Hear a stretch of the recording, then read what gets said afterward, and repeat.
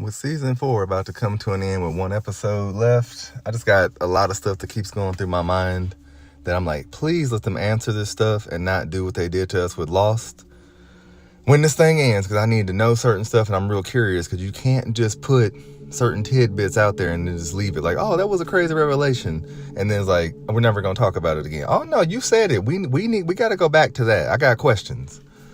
Like when, what was it, Marielle, I think her name? I'm not good with all the characters' names, but I think, the nurse's girlfriend that showed up randomly, which is a whole nother thing. Like, so of all the people in town who've been through here, she lost her and she managed to come back and find her. That's really convenient and weird, and there's something to that, I'm pretty sure. And then she's also affected by one of the three people who gets drawn into the dungeon and is having these crazy psychotic episodes of hearing people screaming. But that's the thing that has been in my mind, sticking with me out of everything. When she was talking recently and she said, I can hear the screams of everyone who's ever died in town, and it's just agony and it never ends and no one ever dies here, or they never get to leave. Something along those lines. And I'm just like, that's really interesting and messed up, and we need to explore that further. That's not just oh, that's so sad, that sucks for you, let's go rip up this tree and get out of here. It's like, how about we see if the other two that were there, that heard the same thing, feel the same way. What that means, like, I don't know. I feel like there's a lot more there that needs to be explored. And then you have Elgin. That's something that I'm like, it was really built up and like, okay, this is gonna be interesting to see where this goes. This dude is having visions before he gets there. He gets there, he's seeing pictures of this woman in a Komodo. She's trying to drown him in the bathtub. So he has a connection either to the Komodo lady, and he clearly has something to the town, having the visions before he gets there. Like, what is that about? Like, we can't just let that go, because right now it's looking like he might be getting out of here because he's stupid and decided to, like, hey, look, is this you? This looks just like you. Like, dummy, if it is her, you don't want those problems, and you're about to get them now.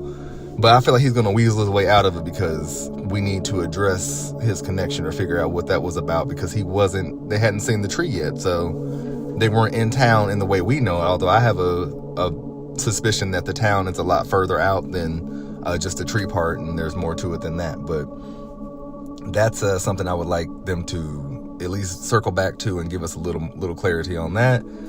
I'm sure there's a bunch of them. I'm just thinking the ones that I was just sitting here. It's like, this keeps crossing my mind. I need to get this out, because I got questions and I never got some answers on, another thing that I was like, I want to know more about this. Oh yeah, Boyd. He takes that trip and he's in the dungeon area, and there's the dude there's a lot of theories that it's, I call him Scarface because I can't ever think of his name on the fly. But he's over there and he's not screaming. Like, when the three got transported to the dungeon, they were screaming and in agony, clearly a bad situation. And they were like passed out, somewhere while they were screaming. So they were actually, the townspeople saw them going through this while they were unconscious or whatever. But the dude he saw was just chilling, or Martin, I think his name was. And then he wakes up and he's like, oh, they're coming, and, take this, and gives them the worms. And then he gets out of the situation. I don't know if that's when the rope got thrown down or something else happened, but that was something they haven't really even came close to getting back to. It's like, my man he wasn't storywalking, I don't think. I don't know what he was doing, but he was there. Julie has stumbled into that area by accident. We got all these reincarnations. Like, what is the connection between Boyd and his ability to do whatever he's doing with that situation? And why hasn't he tried to do it or hasn't been able to do it again since?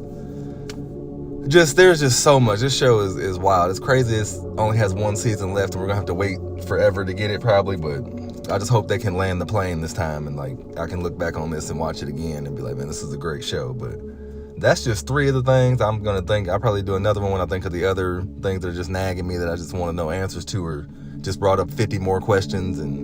But those are the main ones going through my head right now. It's like, what is the connection? What's going on with these characters? Like, why were those 3 in particular chosen?